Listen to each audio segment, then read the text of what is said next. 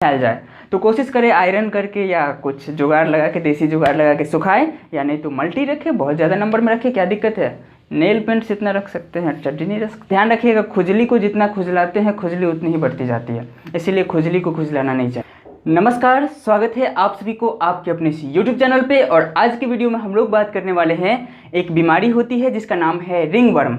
Ringworm के बारे में हम लोग ये समझेंगे कि रिंगवर्म क्या होती है, रिंगवर्म कैसे हो जाता है, रिंगवर्म क्या चीज़ के कारण होता है, रिंगवर्म का सिम्टम क्या होता है, तथा ये भी समझेंगे कि रिंगवर्म का इलाज कैसे किया जाता है। तो इस वीडियो में हम इन सब चीज़ों के बारे में बात करेंगे, है ना। तो स्टार्ट करते हैं, एक एक करके हम लोग समझना। सबसे पहले हम लोग समझते हैं रिंगवर्म क्या होती है। देखिए, रिंगवर्म को कॉमन लैंग्वेज में हम लोग ये भी कहते हैं, जैसे दिनाई कहते हैं, दाद कहते हैं, खुजली, एक्जिमा, ये सब चीज़ नाम से हम लोग रिंगवर्म को पुकारते हैं, ठीक ना। ध्यान रखिएगा इन चीज़ों को। रिंगवर्म एक तरह का फंगल डिजीज होता है। इसका मतलब ये हुआ कि रिंगवर्म फंजाई के कारण होता है। जैसे बहुत सारा ऐसा डिजीज होता है जो बैक्टीरिया, वायरस, इन सब चीज़ों के कारण होता है, लेकिन ध्यान रखिएगा रिंगवर्म जो है फंगल डिजीज होता है, फंगस के कारण उसका इन्फेक्शन होता है। ये ऐसा बीमारी है जो एक व्यक्ति से दूसरे व्यक्ति में भी फैल जाती है। और मेनली इस चीज़ का ध्यान रखिएगा, रिंगवर्म मेनली स्किन में होगा, मतलब ये एक तरह का स्किन डिजीज है ना। ये स्किन पे ही होगा, ये इंटरनल ऑर्गन को अफेक्ट नहीं करता है। कहने का मतलब काफ़ी सिंपल है। अगर स्किन पे है ना वो ऐसा देखने को मिल रहा है, जैसे सूखा सूखा सा लीशंस देखने को मिल रहा है, गोल गोल सा, है ना, स्किन के एरिया में लाल लाल, तो उस कंडीशन को हम लोग कह सकते हैं कि वहाँ पे रिंगवर्म का इन्फेक्शन हो सकता है। चलिए अब हम बात करते हैं कि ये कौन से फंजाई के कारण होता है, इस फंजाई का नाम क्या है। तो ध्यान से समझिएगा, रिंगवर्म जो फंजाई के कारण होता है वो फंजाई का कुछ जेनरा बताने जा रहे हैं। जैसे पहले नंबर पे माइक्रोस्पोरम, ट्राइकोफाइटॉन, इपीडर्मोफाइटॉन। तो जैसे माइक्रोस्पोरम, ट्राइकोफाइटॉन, इपीडर्मोफाइटॉन, ये फंजाई का कुछ ऐसा जेनरा होता है जो रिस्पॉन्सिबल होता है रिंगवर्म को करने के लिए। तो रिंगवर्म इन्हीं फंजाई सब के कारण हो जाता है। अगला बात करते हैं कि सबसे सिंपल चीज़, ये स्किन के कौन से पार्ट में होगा। ध्यान रखिएगा, स्किन के किसी भी पार्ट में हो सकता है ये, है ना। लेकिन एक और चीज़ को ध्यान रखिएगा, ये जो रिंगवर्म है वो स्किन के मतलब वैसे एरिया में ज़्यादातर देखने को मिलता है जो एरिया जैसे गोरेन एरिया हो गया, मतलब बाद बाकी देखिए कोई भी पार्ट में हो सकता है ना, बॉडी के किसी भी पार्ट में हो सकता है स्किन में। लेकिन ध्यान रखिएगा, मेनली जो देखने को मिलता है वो गोरोइन एरिया में देखने को मिलता है। गोरोइन एरिया का मतलब है ना, स्किन चिपका हुआ है इस तरह से, मतलब दोनों जांघों के बीच वाला पार्ट, है ना, ये हो सकता है। उंगलियों के बीच वाला पार्ट, पैर में, नेल्स के अंदर हो सकता है, स्काल्प में हो सकता है। तो ध्यान रखिएगा, इन सब जगहों पे ज़्यादातर हमको देखने को मिलता है रिंगवर्म का इन्फेक्शन।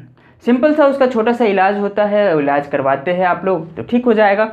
एक और चीज़ हम आपको बता दें कि वैसा डॉक्टर जो स्किन से रिलेटेड बीमारियों का इलाज करते हैं उस डॉक्टर को हम लोग डर्मेटोलॉजिस्ट कहते हैं। तो डर्मेटोलॉजिस्ट की सहायता लेनी चाहिए, है ना, उसका परामर्श लेना चाहिए इन सब डिजीज़ के अंदर, ठीक है। तो अभी तक में हम लोग ये समझ लिए हैं कि रिंगवर्म क्या होती है और रिंगवर्म किस चीज़ के कारण होता है।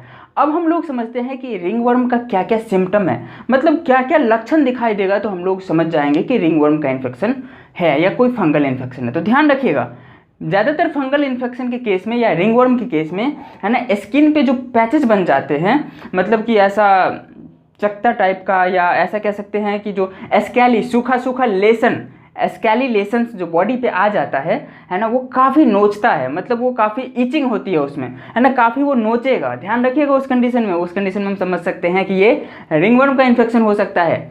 आगे बात करते हैं दोस्तों, इसका ट्रीटमेंट क्या है। तो ट्रीटमेंट काफ़ी सिंपल होता है। देखिए, बहुत सारा आदमी तो है ना इस उधर प्रचार करके कोई बेचते रहता है मेडिसिन, उन सब का इस्तेमाल कर लिया, है ना, उन सब से एक्चुअली वो ठीक नहीं होता है। आप सभी को हम एक चीज़ रिकमेंड करना चाहेंगे कि ऐसे चीज़ों का इस्तेमाल बिल्कुल ना करें, ऐसे क्रीम्स का इस्तेमाल बिल्कुल ना करें जिसमें एस्ट्रॉइड का अमाउंट हो, है ना। मतलब रिंगवर्म के केस में एस्ट्रॉइड वाला क्रीम बिल्कुल भी यूज़ नहीं करना है। जैसे कि मार्केट में कुछ क्रीम्स अवेलेबल होते हैं, जैसे पेंड्रम प्लस हो गया, फिर बेटनोवेट क्रीम आता है, तो वो सब चीज़ का इस्तेमाल करने से कुछ देर के लिए तो राहत मिलता है ना। अप्रॉक्स 2 से 3 दिन में ऐसा लगेगा कि ठीक भी हो गया रिंगवर्म, वो जो दिनाई, दाद, खुजली, ये सब जो है वो ठीक भी हो गया। बट ध्यान रखिएगा, वो जो एस्ट्रॉइड वाला क्रीम होता है ना, वो उसको ठीक नहीं करता है, बल्कि और बढ़ा देता है उसके इन्फेक्शन को, है ना, ख़राब कर देता है। तो ध्यान रखिएगा वैसे क्रीम का इस्तेमाल नहीं करना है। हम आपको कुछ क्रीम भी बताएंगे, उसका इस्तेमाल आप लोग कर सकते हैं, लेकिन उनसे पहले हम लोग ये समझते हैं कि ये एक्चुअली होता कैसे है। क्लियर? ध्यान रखिएगा इन्फेक्शन के कारण होता है। एक व्यक्ति को है, अगर उसके आसपास कांटेक्ट में इधर उधर का कांटेक्ट हुआ तो हो सकता है उसके शरीर से इन्फेक्शन आपके शरीर तक भी पहुंच जाए। तो ध्यान रखिएगा कांटेक्ट से थोड़ा दूर रहे तो ही बेहतर है। एक और चीज़ बता देते हैं कि हम लोग जब कपड़ा शेयर करते हैं, मतलब क्लॉथ शेयरिंग कर लेते हैं, तो उस समय भी हो सकता है सामने वाले को इन्फेक्शन है तो हो सकता है आपको हो जाए। क्लियर? तो इन सब से बच के रहिएगा। जैसे टॉवेल होता है, ज़्यादातर कंडीशन में जो टॉवेल होता है उसका इस्तेमाल मल्टी पर्सन करते हैं, मतलब अलग अलग लोग एक ही टॉवेल इस्तेमाल कर रहे होते हैं, जिसकी वजह से अगर किसी एक को भी इन्फेक्शन हुआ तो इसके पूरे परिवार में फैल जाता है, या जो भी लोग वो टॉवेल का इस्तेमाल करते हैं उनको सारे को फैल जाएगा। तो ये ध्यान रखना है। दूसरा चीज़, बॉडी में वो उस एरिया में ज़्यादा ग्रो करता है जहाँ पे इन्फेक्शन के चांसेस होते हैं, मॉइस्चर होता है। ध्यान रखिएगा बॉडी का जो पार्ट चिपका हुआ रहता है ना, उसमें मॉइस्चर ज़्यादा आता है ना, पसीना ज़्यादा निकलता है, स्वेटिंग ज़्यादा होता है, जिसकी वजह से वो एरिया को अगर साफ़ नहीं करते हैं तो हो सकता है वहाँ पे फंगस आसानी से ग्रो करेगा। क्योंकि दो ही चीज़ चाहिए, पहला मॉइस्चर, दूसरा उसको वार्म कंडीशन चाहिए, गर्मी। तो गर्माहट के कारण वो क्या हो जाता है, ग्रो करने लगता है और वहाँ से इन्फेक्शन फैल जाता है। तो ध्यान रखिए कभी भी, मतलब अभी बरसात के मौसम में ये सब ज़्यादा फैलता है, ध्यान रखिएगा। तो बरसात के मौसम में कोशिश करें कि जो अंडरवियर होता है या अंडर गारमेंट्स होता है, जो भी जंघिया या चड्डी होता है, उसको काफ़ी सूखा के पहने, है ना। भींगा हुआ या पूरा भींगा था, है ना, दूसरा था ही नहीं तो क्या करे, पहन लिया, ऐसा नहीं होना चाहिए। इस कंडीशन में हो सकता है कि इन्फेक्शन फैल जाए। तो कोशिश करें आयरन करके या कुछ जुगाड़ लगा के, देसी जुगाड़ लगा के सुखाए, या नहीं तो मल्टी रखे, बहुत ज़्यादा नंबर में रखे, क्या दिक्कत है, नेल पेंट्स इतना रख सकते हैं, चड्डी नहीं रख सकते हैं। ध्यान रखिएगा उस कंडीशन में, है ना। ज़्यादा नंबर में होगा तो बेहतर होता है ना, सूखा कपड़ा पहने तो इन्फेक्शन कम से कम होएंगी और इन्फेक्शन कम से कम फैलेगा भी। दूसरा कंडीशन ये आता है कि ये जो फंजाई का नाम हमने ये बताया था, जो भी ट्राइकोफाइटोन, माइक्रोस्पोरम, एपिडर्मोफाइटोन, ये सब जो होता है सॉइल में ज़्यादा पाया जाता है, तो वहीं से ये बॉडी में इन्फेक्शन हो जाता है। क्लियर? और या नहीं तो सिंपल सा बताया कि कोई सामने वाला पर्सन या कोई दूसरा, उसका हम लोग क्लॉथ शेयर कर रहे हैं, है ना, यहाँ तक कि उसका अगर कॉम्ब शेयर कर ले ना, कंघी उसका शेयर कर ले तो भी हो सकता है वो इन्फेक्शन हो जाए। तो अब बातें बहुत कर लिया हमने, सिम्टम समझ गए हैं क्या होता है, किसके कारण होता है, फंगस के कारण होता है ना। इसका अलग अलग सिम्टम होता है, जैसे इंटेंस ईचिंग होगा उस एरिया में, है ना। ध्यान रखिएगा खुजली को जितना खुजलाते हैं खुजली उतनी ही बढ़ती जाती है, इसीलिए खुजली को खुजलाना नहीं चाहिए। ध्यान रखिएगा खुजली नहीं करनी चाहिए वहाँ पे, क्योंकि वो बढ़ेगा, इन्फेक्शन फैल सकता है। मान लिया फॉर एग्जांपल कंसीडर किए कि यहाँ पे था, हमने इसको काफ़ी ज़्यादा खुजलाया, तो देखिए नाखून में स्पोर चला जाएगा। क्लियर? और इसकी वजह से मान ली दूसरा एरिया में ऐसे करके हम लोग खुजला दिए, तो यहाँ से स्पोर यहाँ पे पहुँचा और यहाँ पे पता चला कि दिनाय हो गया या रिंग वर्म हो गया, तो इसी तरह से फैल जाता है। या किसी दूसरे को ऐसे कर दिया तो उसको भी फैल सकता है। ध्यान रखिएगा ये सब फैलने का तरीका होता है। समझ आया? यस। तो ये सब प्रिकॉशन रखना है, जिसकी वजह से आपको हो सकता है ना हो infection. Prevention is always better than cure.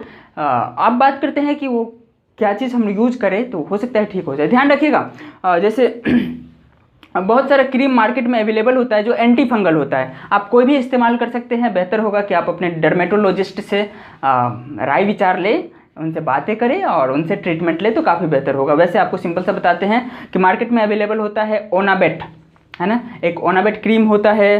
फिर उसके बाद बहुत सारा क्रीम आता है, जैसे जोले एफ नामक क्रीम आता है, कैंडिड बी क्रीम आता है। तो ये सब क्रीम जो है ना वो एंटी फंगल होता है। अब इन सब का इस्तेमाल अगर हम लोग करते हैं तो ध्यान रखिएगा उस कंडीशन में ये फंगल इन्फेक्शन, रिंगवर्म खत्म हो सकता है। क्लियर? इसके अलावा एक और पाउडर होता है, वो पाउडर कैंडिड बी पाउडर होता है, कैंडिड बी पाउडर, उसका इस्तेमाल करते हैं, वो भी एंटी फंगल होता है।